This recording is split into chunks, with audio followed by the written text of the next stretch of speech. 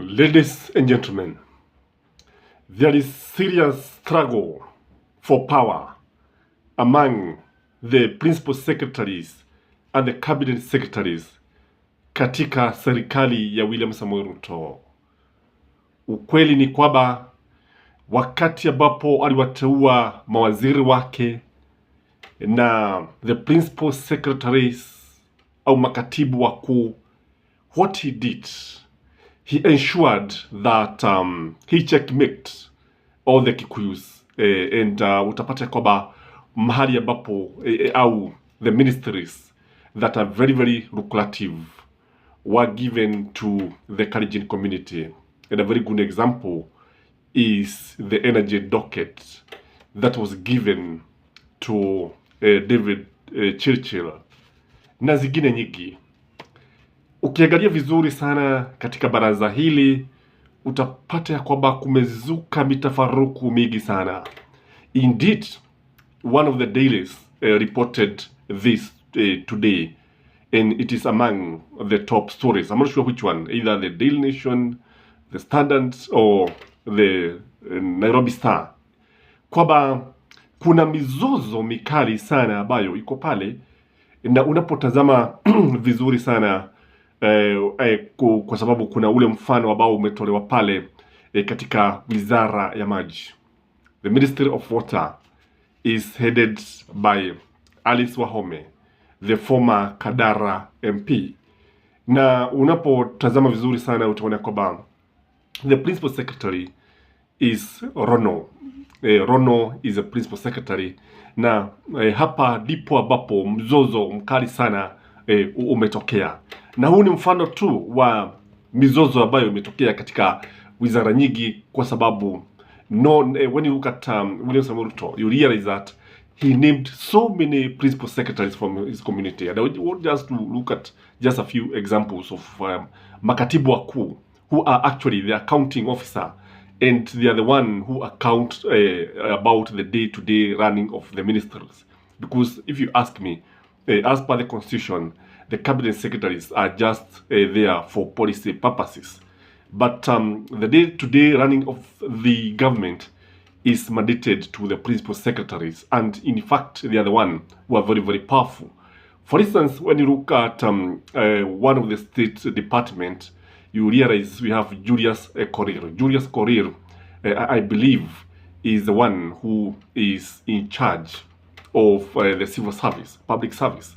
And here utapata kwamba wengi, most of the ministries and most of the principal secretaries must seek his opinion kabla ya kuchukua hatua kali. Again, when you look at the Rono is also the one who is in charge of parliamentary affairs, also a Kalenjin. Then there is another state department in charge of citizen affairs. You find Julius Bitok, a Kalenjin also. You go to Treasury, you realize that Jogona is checkmate by Kiptoo. Kiptoo ndiye ambaye anajua yale ambayo yanaendelea pale kuhusu pesa. And if you ask me, these principal secretaries carries more weight, and they are very influential as far as policy matters are concerned. Kwa unapoangalia Kiptoo kwa upande wake utaona kwamba mambo mengi ya pesa utapata ya kwamba ni kwa sababu yake. Na in fact the current situation in the economy is as a result of his policy, because he's the one who is mandated with this together with the central bank.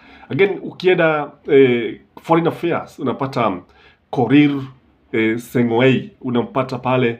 Unapoenda ICT unapata John Kipchumba. Unapoenda medical services, also very lucrative, you find Peter Etanui. If you go to education ministry, and you know hii wizara iko na matatizo mengi sana ambapo shule zinalia. The principal of high school are crying, even head teachers of primary school are crying, because the government so far has not raised 30 billion to schools in form of capitation. You find Belio Kipsang diako pale. Unapoenda livestock development unapata Henry Kimutai, utampata pale vile vile Mkalenjin.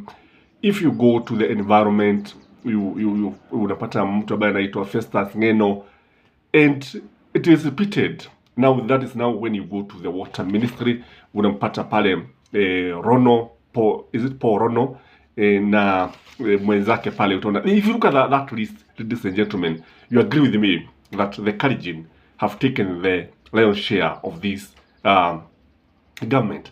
But in this video, I want us to look at why there is serious conflict between the CSs and the PSs. If you are joining this channel for the first time, this is Skyman TV, the tallest man in Black Africa. Kindly take that 1 second, like our video, and you can give me maybe zawadi by subscribing to this channel and support us in the best way you know how. The first reason in my view why they are fighting is because of TEDA. Unajua sasa TEDA kila mtu anataka kunufaika kwa sababu hii serikali ni serikali ya kujitafutia pesa. Indeed, I have heard many people complaining. Unconfirmed reports indicate that most of these leaders are constructing very, very beautiful mansion and very nice houses. And just 1 year into the office, wengi wao wameweza kununua manyumba ya pesa nyingi sana. And you remember that case that was in the media, let me not mention, between an MP and a CS, ambapo a CS wanted to take that house almost by force.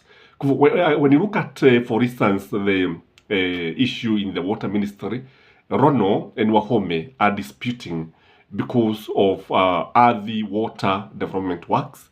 Kwa sababu this is one of the agency who CEO is Zoita Mkikuyu ambaye anaongoza pale, na kile ambacho tunaona kwamba kuna vita vikali sana kwa sababu everyone want to control the traders. That is the truth of the matter, and that is why you see even Rono inviting the Ethics and Anti-Corruption Commission kwa sababu ya the issue of traders. Kwa hivyo unapata waziri anataka hivi, naye katibu mkuu anataka hivi, and all this turns down is the issue of trader. Again, there is a feeling that because the Kalenjins are so many and the head of state is from the community, they feel that they are very close to the power. Na upande mwingine mawaziri nao, kutokana na kwa mfano unapoangalia wale Wakikuyu wengi nao wanaamini ya kwamba wao ndio ambao walimfanya William Samoei Ruto kuwa rais wa Jamhuri ya Kenya. Pasi na kura zao na ushawishi wao hangekuwa rais, which is true if you ask me. So the feeling of who is closer to Ruto than who or than the other is something that is causing serious war, serious conflict, serious dispute, if you ask me. Again, is expected, some of these people were put there by William Samoei Ruto to checkmate the CSs or even the PSs. That's the truth of the matter. For instance, ukiangalia Jona pale, who is in charge of treasury. For the fact is, unapotazama the CS, the PS who is encouraging, is just there to checkmate Jona. And again, Wahome amewekewa yule wake pale Paul Rono, just to checkmate him. So what is happening is that they are just checkmating each other, and there is bound to be conflict when one realizes that he is being checkmated by other person. And again, there is also the issue of war, of controlling, or the battle to control billions of money. For instance, you realize that in these ministries, parastatals are agencies that control billions of money. Some of them allocated to do some work. And the battle to control these billions is something that is finding its way in the boardrooms. Na unapata kila mmoja akitaka kuwa na ushawishi kuongoza yale mabilioni ya pesa, na unajua katika in the process of controlling the billions, you are bound to get kickbacks and many things. There is also the issue of tribalism and its ugly face. For instance, if you look at Zoita, who is in charge, who is the CEO of the water development works, Zoita is a Kikuyu, but you see the PS is a Kalenjin, and the CS is also, no, PS is a Kalenjin, but the CS is a Kikuyu, just like Zoita. Kwa ule ukabila, kwa sababu unapotazama zile barua ambazo zinaandikwa pale, kwa mfano kati ya Rono na Wahome, utaona kwamba Wahome anamtetea sana Mkikuyu mwenzake. So the issue of tribalism is here, and it is with us. And until we fight tribalism, this country will not go far. Again, when you look at the chief of general staff, utaona kwamba the chief of general staff ambaye ni Felix Koskei, Felix Koskei, who is also the head of public service, utaona kwamba there's a feeling that now because he's encouraging most of these CSs and PSs who come from that community, they can get a favorable hearing, and therefore they end up stepping on the toes of the other. For instance, if I'd like now, this is just an example. Kwa mfano ni Kipchumba Murkomen, who is in charge of the CS, in charge of transport, utapata kwamba kwa sababu the person who is actually because all said and done, these people must consult the head of civil service. Utapata kwamba because this person is also the chief of general staff, and this means whatever he does ni kama tu rais anafanya au anafanya lile jambo. So the fact that they feel closer to one of their own, there is bound to be conflict. And this is what happens when you appoint people on terms of loyalty instead of competence. So Felix Koskei is also a catalyst. Again, there is power struggle. That's the truth of the matter. Each person wants to control the ministry. And the power struggle is also finding its way in the ministry and is affecting most of these ministers. Indeed, when you look at the current situation that the country finds itself in, it can be attributed to a power struggle, not only in the cabinet, but also in the ministry, not only in politics, everywhere. Power struggle is affecting us and is finding its way katika the daily operations of our ministries. Also, the issue of witch hunting cannot be ruled out. Kwamba hawa watu wengi si marafiki, you feel that you don't like this person, which is wrong in my view, because what you should do is to focus on service delivery, not whether you like that person or not. And backbiting, witch hunt, is very common among people in offices. And this one happens even to in the lowest levels, somewhere you're not even expecting. Again, there's also the issue of controlling funds and diverting and embezzlement of funds. For instance, if you look at, there was a time that Zoita complained bitterly that the PS Water Porono diverted money for water projects that was meant to Muranga and Kiabu, and was diverted to the Kalijin land in Rift Valley in general. And this one can only tell you how vicious the battle is, because the battle is very, very vicious, that is. And the fact that they want to divert money, because there's a feeling that the successive governments of Kenyatta, Moi, Kibaki, Uhuru, what they did is to divert money from where they come from.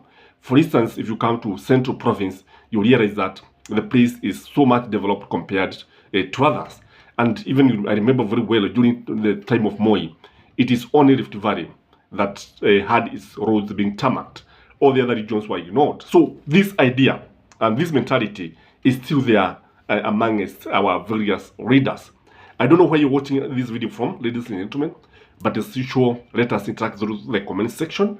And I don't know what you are going to say about this, lakini najua sasa hivi ni vita vyao, lakini sisi yetu ni macho tu. But I can say that without fear of contradiction, that William Samoei Ruto is presiding one of the most incompetent cabinet since independence. Bye-bye.